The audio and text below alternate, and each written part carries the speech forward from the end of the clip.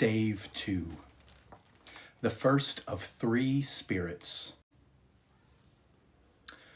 When Scrooge awoke, it was so dark that looking out of bed, he could scarcely distinguish the transparent window from the opaque walls of his chamber.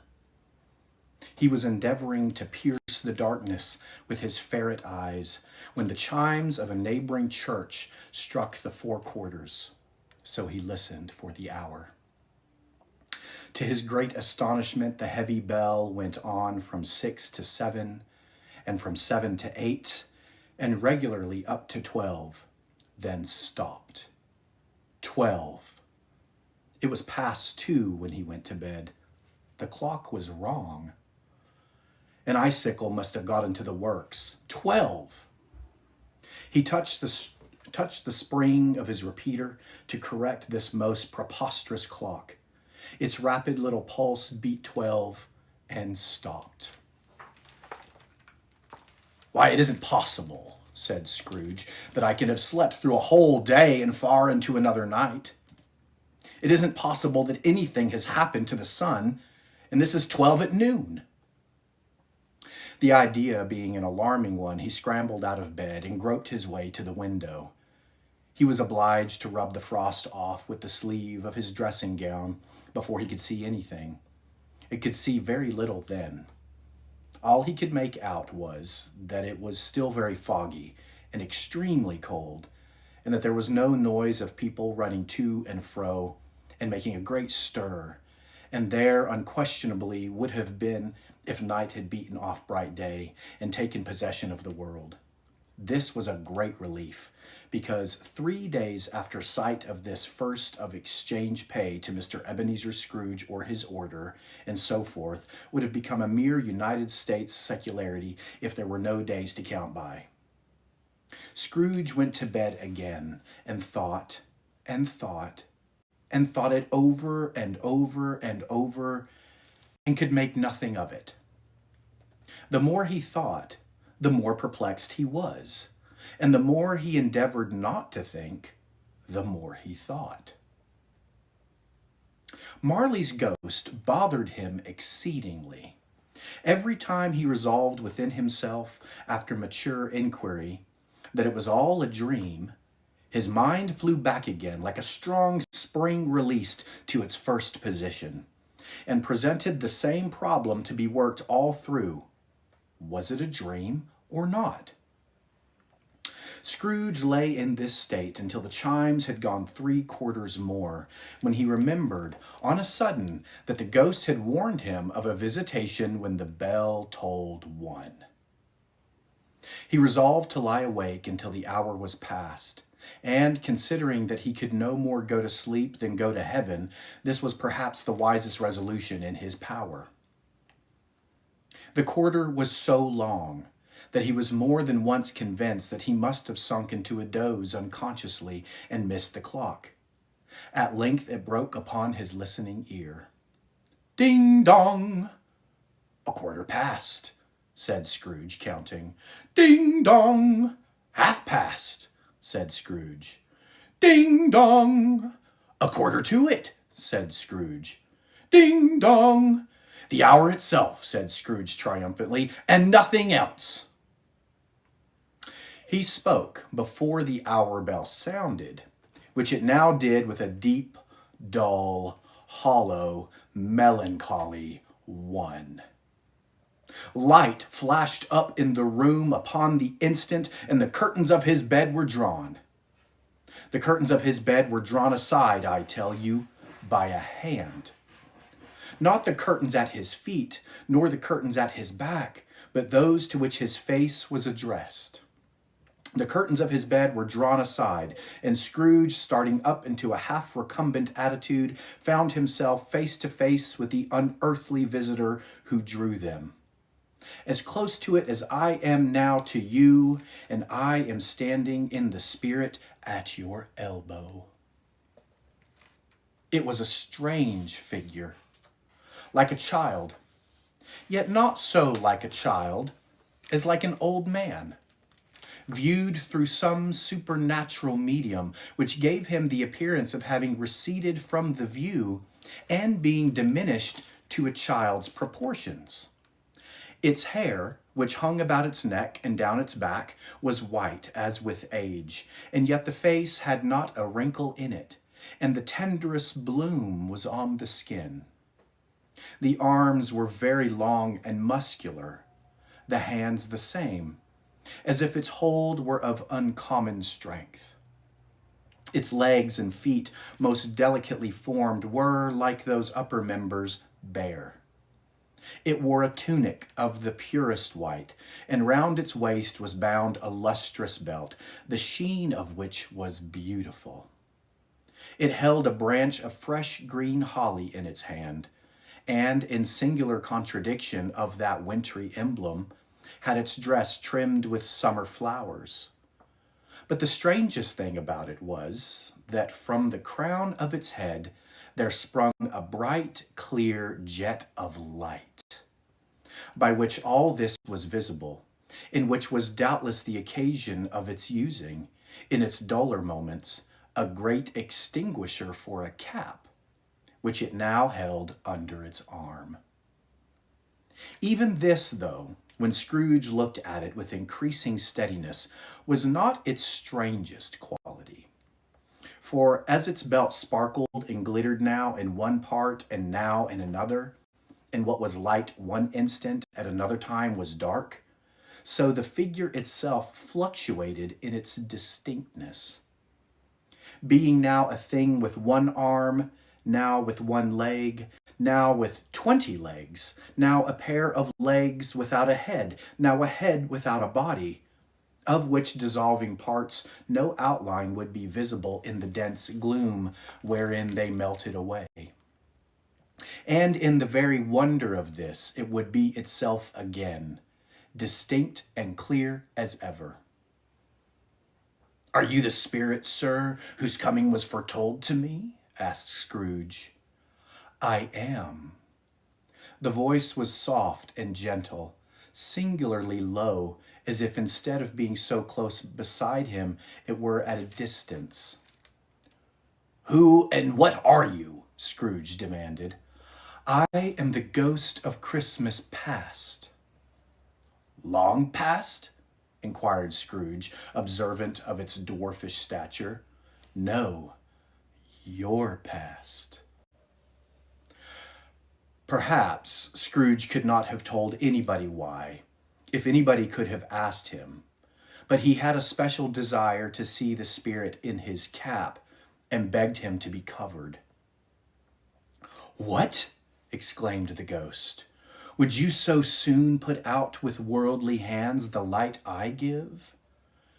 Is it not enough that you are one of those whose passions made this cap, and forced me through whole trains of years to wear it low upon my brow?"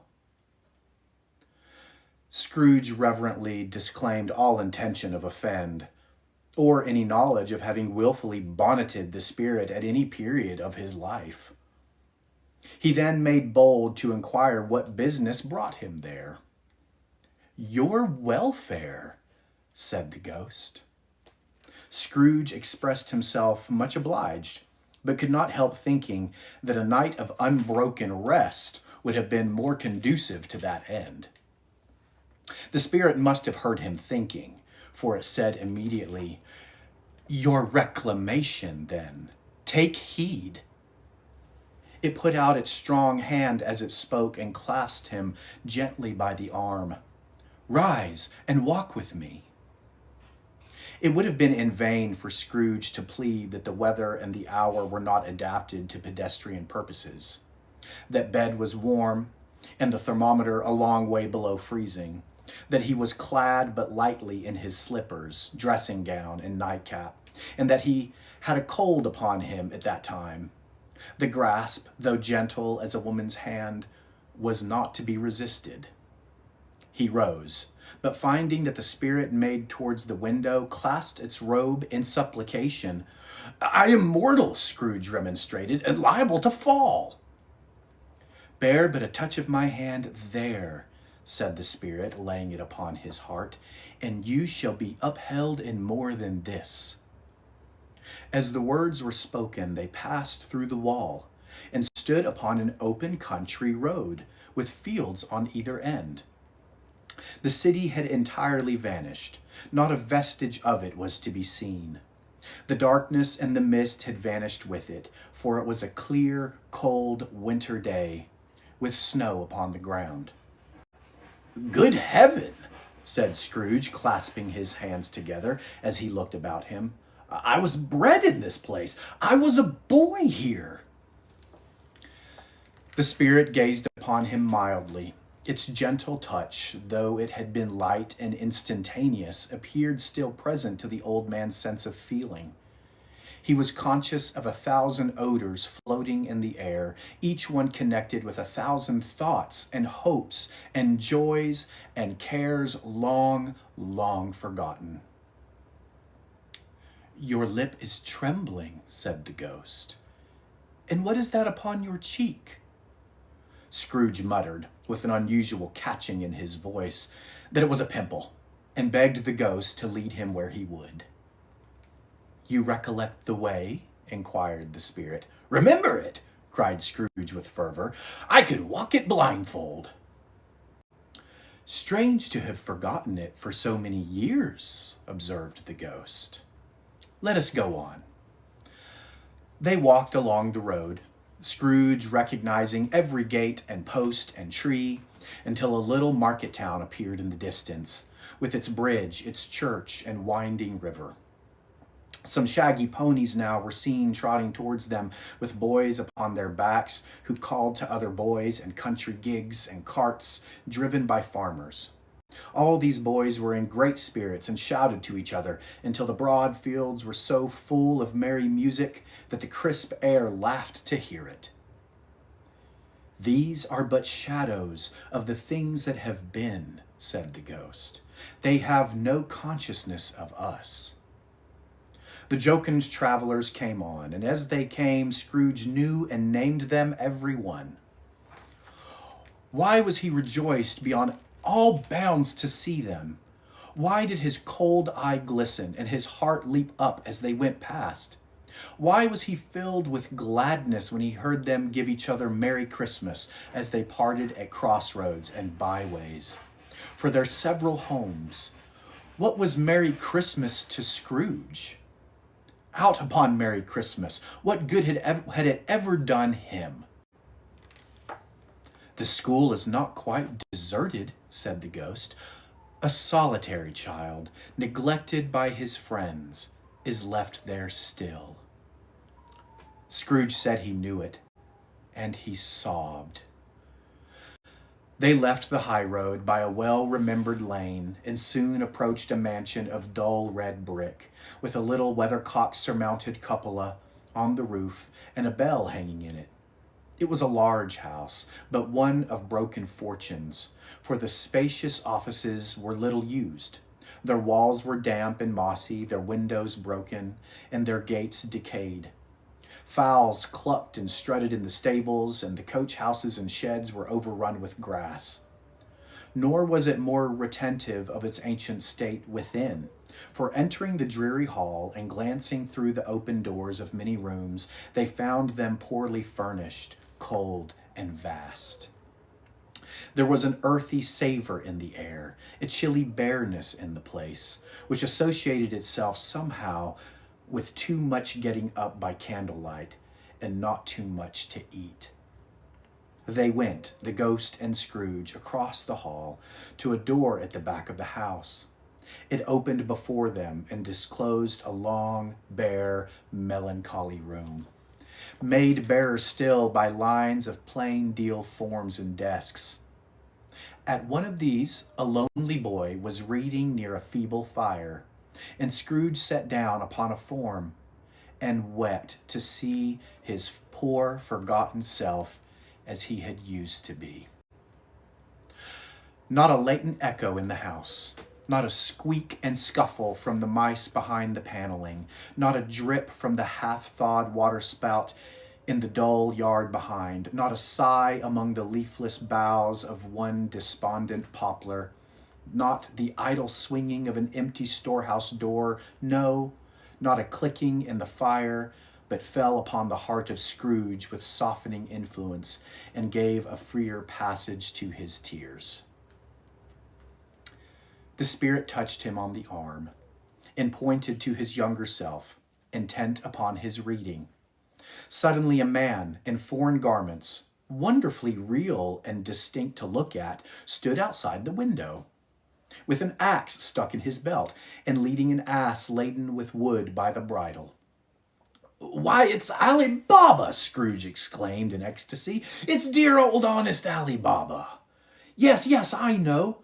One Christmas time, when yonder solitary child was left here all alone, he did come for the first time just like that. Poor boy, and Valentine," said Scrooge, "and his wild brother Orson, there they go. And what's his name? Who was put down in his drawers asleep at the gate of Damascus? Don't you see him? And the Sultan's groom turned upside down by the genie. There he is upon his head. Serve him right, I'm glad of it. What business had he to be married to the princess? To hear Scrooge expending all the earnestness of his nature on such subjects in a most extraordinary voice, between laughing and crying, and to see his heightened and excited face, would have been a surprise to his business friends in the city indeed. "There's the parrot!" cried Scrooge. "Green body and yellow tail, with a thing like a lettuce growing out of the top of his head. There he is! Poor Robin Crusoe, he called him, when he came home again after sailing round the island. Poor Robin Crusoe! Where have you been, Robin Crusoe?" The man thought he was dreaming, but he wasn't. It was the parrot, you know. There goes Friday, running for his life to the little creek. "Hello, a whoop, hello!" Then, with a rapidity of transition very foreign to his usual character, he said in pity for his former self, "Poor boy," and cried again.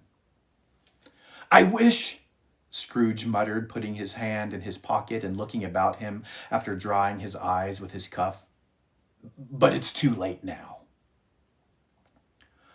"What is the matter?" asked the Spirit.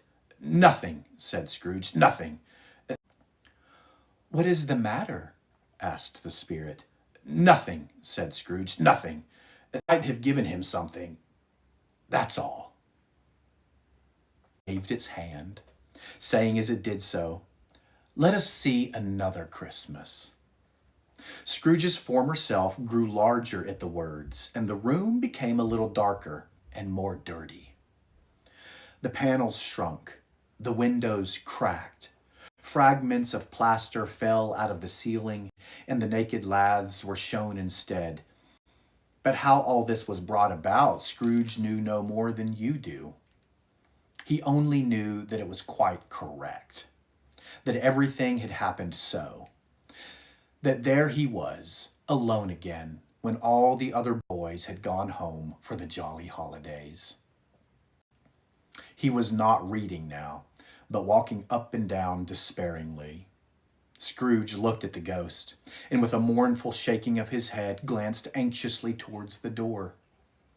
It opened, and a little girl, much younger than the boy, came darting in, and putting her arms about his neck and often kissing him, addressed him as her dear, dear brother. "I have come to bring you home, dear brother," said the child, clapping her tiny hands and bending down to laugh. "To bring you home, home, home." "Home, little Fan?" returned the boy. "Yes," said the child, brimful of glee. "Home for good and all. Home for ever and ever. Father is so much kinder than he used to be. That home's like heaven. He spoke so gently to me one dear night when I was going to bed that I was not afraid to ask him once more if you might come home. And he said, yes, you should, and sent me in a coach to bring you, and you're to be a man," said the child, opening her eyes, "and are never to come back here. But first we're to be together all the Christmas long. and have the merriest time in all the world." "You are quite a woman, little Fan," exclaimed the boy. She clapped her hands and laughed and tried to touch his head, but being too little, laughed again and stood on tiptoe to embrace him. Then she began to drag him in her childish eagerness towards the door, and he, nothing loth to go, accompanied her. A terrible voice in the hall cried, "Bring down Master Scrooge's box there."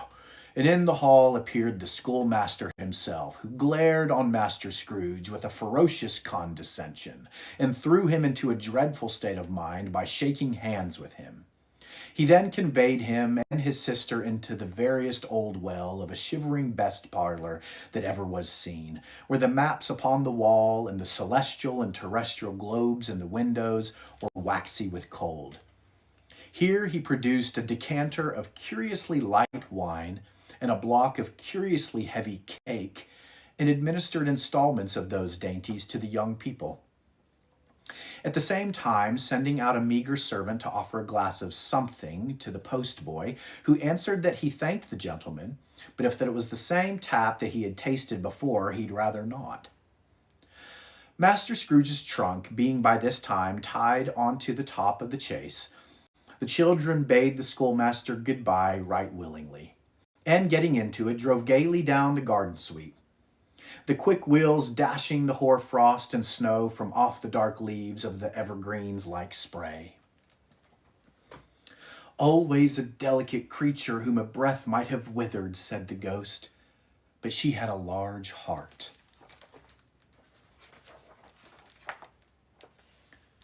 "So she had," cried Scrooge. "You're right, and I will not gainsay it, Spirit. God forbid."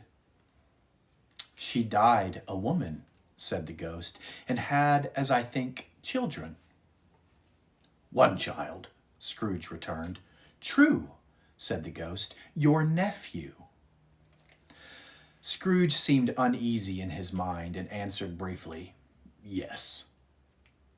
Although they had but that moment left the school behind them, they were now in the busy thoroughfares of a city, where shadowy passengers passed and repassed, where shadowy carts and coaches battled for the way, and all the strife and tumult of a real city were. It was made plain enough by the dressing of the shops that here too it was Christmas time again, but it was evening and the streets were lighted up. The ghost stopped at a certain warehouse door and asked Scrooge if he knew it. "Know it?" said Scrooge. "Was I apprenticed here?" They went in. At sight of an old gentleman in a Welsh wig, sitting behind such a high desk that if he had been 2 inches taller, he must have knocked his head against the ceiling, Scrooge cried in great excitement, "Why, it's old Fezziwig! Bless his heart, it's Fezziwig alive again!" Old Fezziwig laid down his pen and looked up at the clock, which pointed to the hour of 7. He rubbed his hands, adjusted his capacious waistcoat, laughed all over himself from his shoes to his organ of benevolence, and called out in a comfortable, oily, rich, fat, jovial voice, "Yo-ho there, Ebenezer, Dick!" Scrooge's former self, now grown a young man, came briskly in, accompanied by his fellow prentice. "Dick Wilkins, to be sure," said Scrooge to the ghost. "Bless me, yes, there he is. He was very much attached to me, was Dick. Poor Dick, dear, dear." "Yo-ho, my boys," said Fezziwig. "No more work tonight. Christmas Eve, Dick. Christmas, Ebenezer. Let's have the shutters up," cried old Fezziwig with a sharp clap of his hands, "before a man can say Jack Robinson." You wouldn't believe how those two fellows went at it. They charged into the street with the shutters. 1, 2, 3, had 'em up in their places. 4, 5, 6, barred 'em and pinned 'em. 7, 8, 9, and came back before you could have got to 12, panting like racehorses. "Hilly-ho!" cried old Fezziwig, skipping down from the high desk with wonderful agility. "Clear away, my lads, and let's have lots of room here. Hilly-ho, Dick! Cheer up, Ebenezer!" "Clear away! There was nothing they wouldn't have cleared away or couldn't have cleared away with old Fezziwig looking on. It was done in a minute. Every movable was packed off as if it were dismissed from public life forevermore. The floor was swept and watered, the lamps were trimmed, fuel was heaped upon the fire, and the warehouse was as snug and warm and dry and bright a ballroom as you would desire to see upon a winter's night. It came a fiddler with a music book and went up to the lofty desk and made an orchestra of it and tuned like 50 stomach aches. In came Mrs. Fezziwig, one vast substantial smile. In came the three Miss Fezziwigs, beaming and lovable. In came the 6 young followers whose hearts they broke. In came all the young men and women employed in the business. In came the housemaid with her cousin, the baker. In came the cook with her brother's particular friend, the milkman. In came the boy from over the way who was suspected of not having board enough from his master, trying to hide himself behind the girl from next door, but one who was proved to have had her ears pulled by her mistress. In they all came, one after another, some shyly, some boldly, some gracefully, some awkwardly, some pushing, some pulling. In they all came anyhow and everyhow.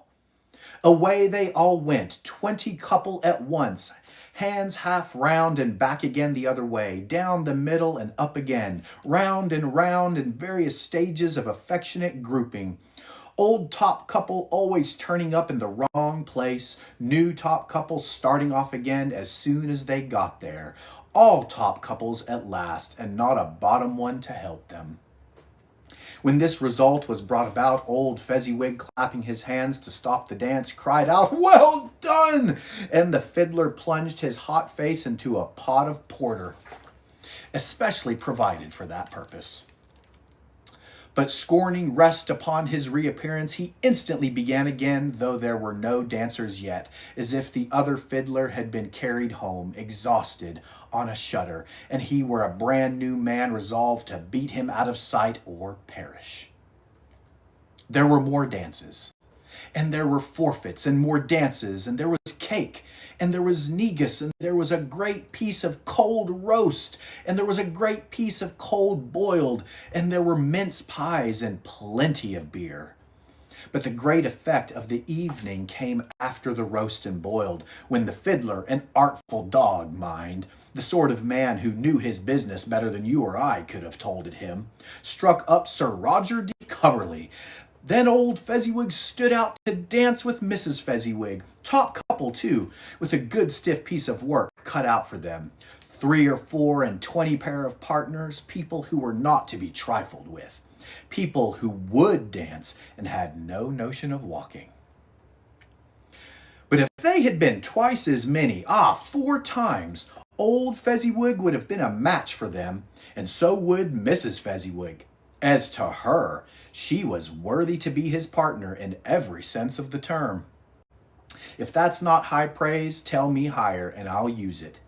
A positive light appeared to issue from Fezziwig's calves. They shone in every part of the dance like moons.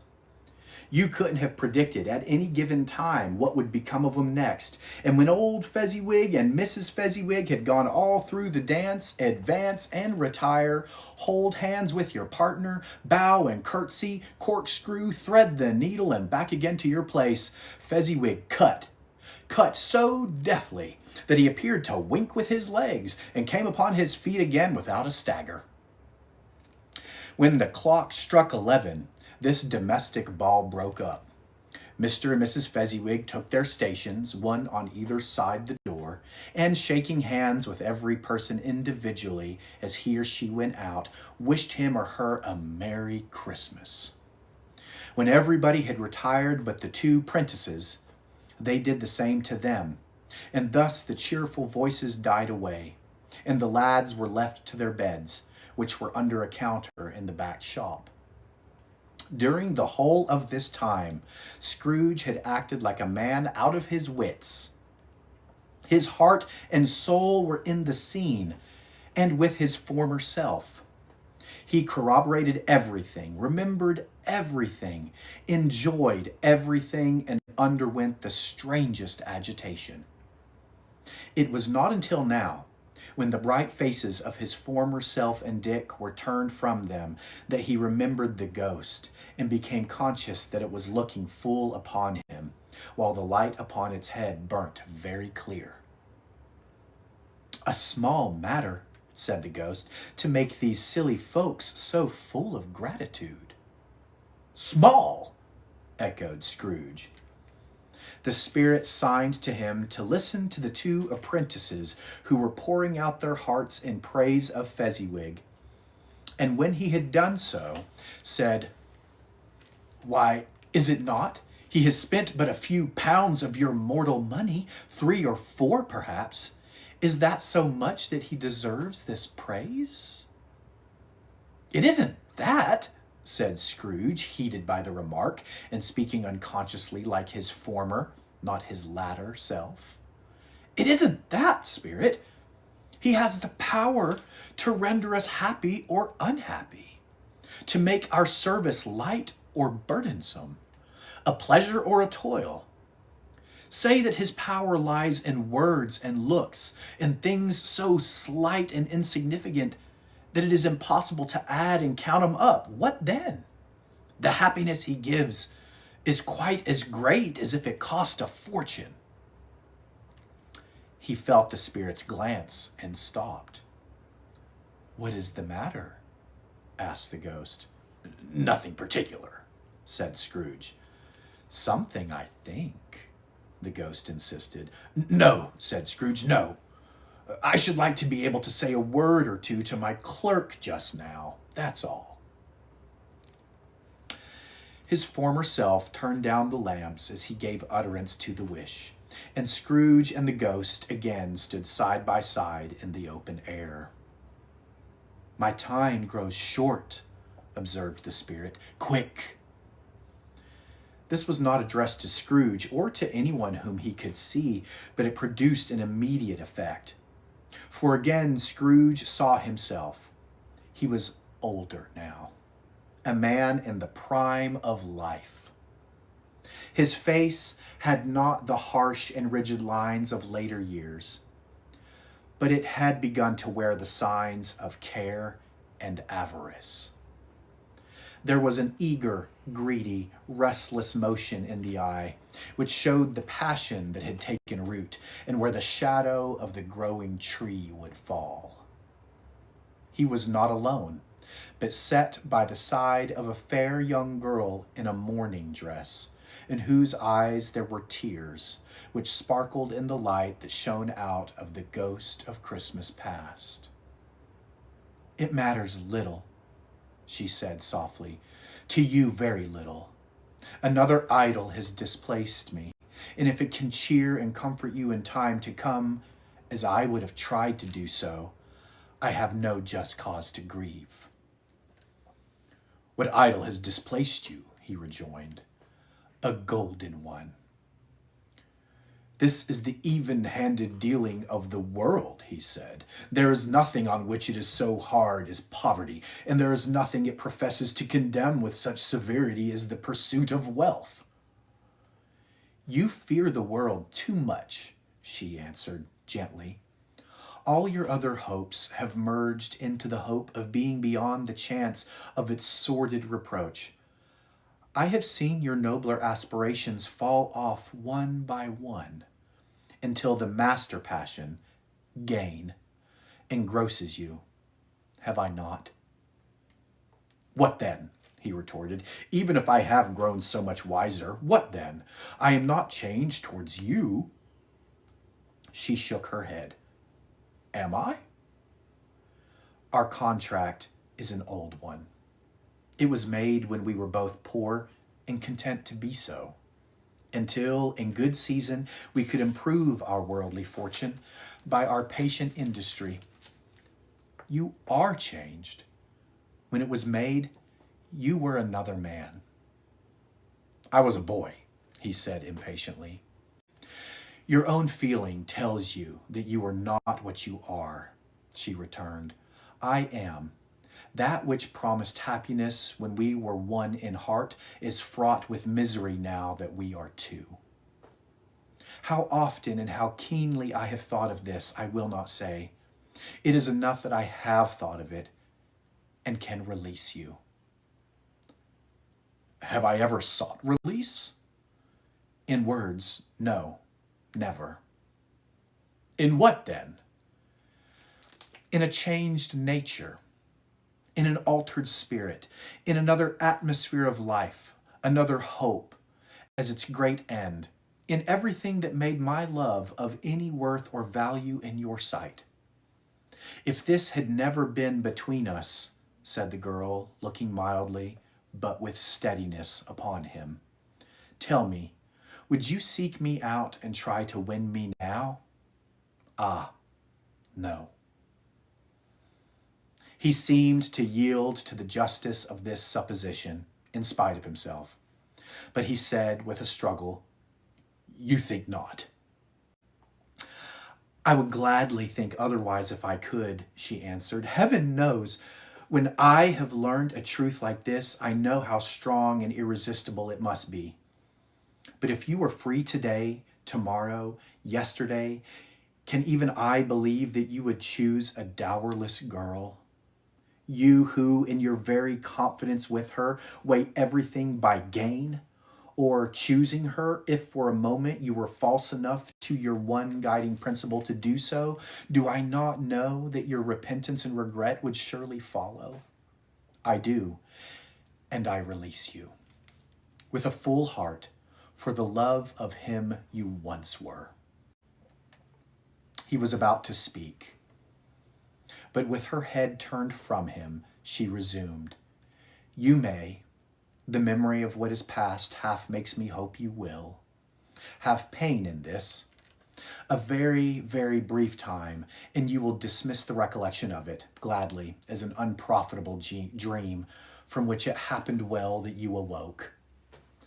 May you be happy in the life you have chosen. She left him, and they parted. Spirit, said Scrooge, show me no more. Conduct me home. Why do you delight to torture me? One shadow more, exclaimed the ghost. No more, cried Scrooge, no more. I don't wish to see it. Show me no more. But the relentless ghost pinioned him in both his arms and forced him to observe what happened next. They were in another scene and place, a room, not a very large or handsome, but full of comfort.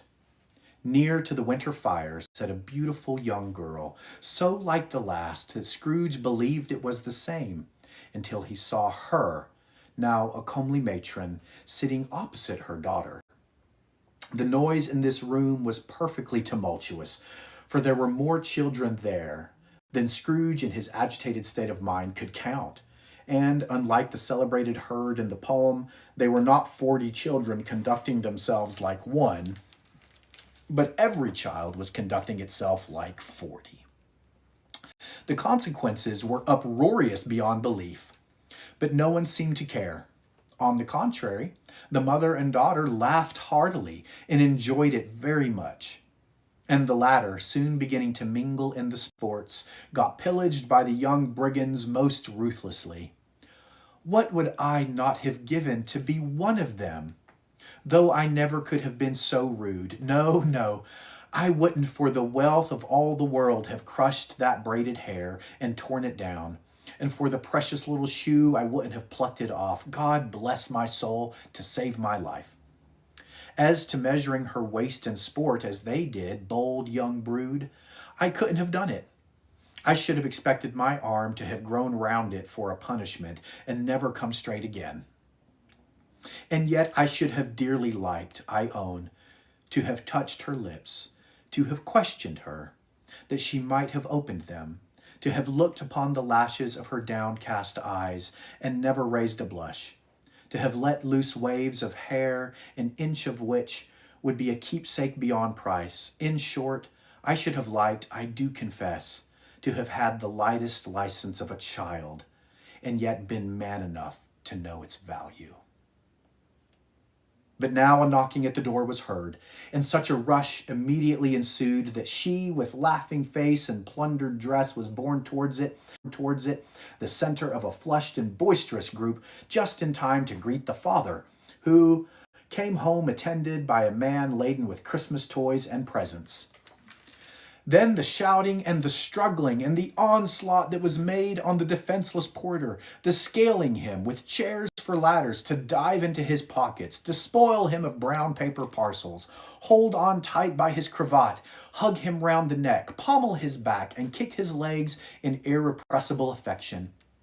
The shouts of wonder and delight with which the development of every package was received, the terrible announcement that the baby had been taken in the act of putting a doll's frying pan into his mouth and was more than suspected of having swallowed a fictitious turkey glued on a wooden platter, the immense relief of finding this a false alarm, the joy and gratitude and ecstasy, they are all indescribable alike. It is enough that by degrees the children and their emotions got out of the parlor and by one stair at a time up to the top of the house, where they went to bed and so subsided. And now Scrooge looked on more attentively than ever. When the master of the house, having his daughter leaning fondly on him, sat down with her and her mother at his own fireside, and when he thought that such another creature, quite as graceful and as full of promise, might have called him father, and been a springtime in the haggard winter of his life, his sight grew very dim indeed. "Belle," said the husband, turning to his wife with a smile, "I saw an old friend of yours this afternoon." "Who was it?" "Guess." "How can I?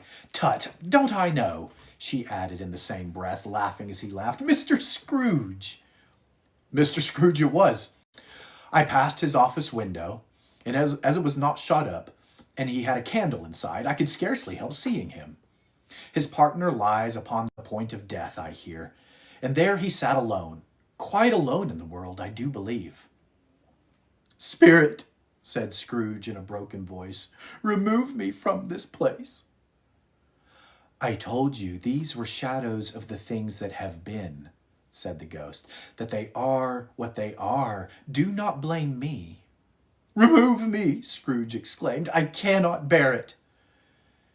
He turned upon the ghost, and seeing that it looked upon him with a face in which in some strange way there were fragments of all the faces it had shown him, wrestled with it. "Leave me! Take me back! Haunt me no longer!" In the struggle, if that can be called a struggle in which the ghost, with no visible resistance on its own part, was undisturbed by any effort of its adversary, Scrooge observed that its light was burning high and bright, and dimly connecting that with its influence over him, he seized the extinguisher cap and by a sudden action pressed it down upon its head. The spirit dropped beneath it, so that the extinguisher covered its whole form. But though Scrooge pressed it down with all his force, he could not hide the light, which streamed from under it in an unbroken flood upon the ground.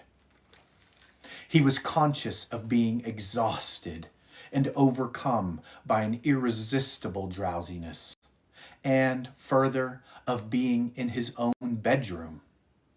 He gave the cap a parting squeeze, in which his hand relaxed, and had barely time to reel to bed before he sank into a heavy sleep.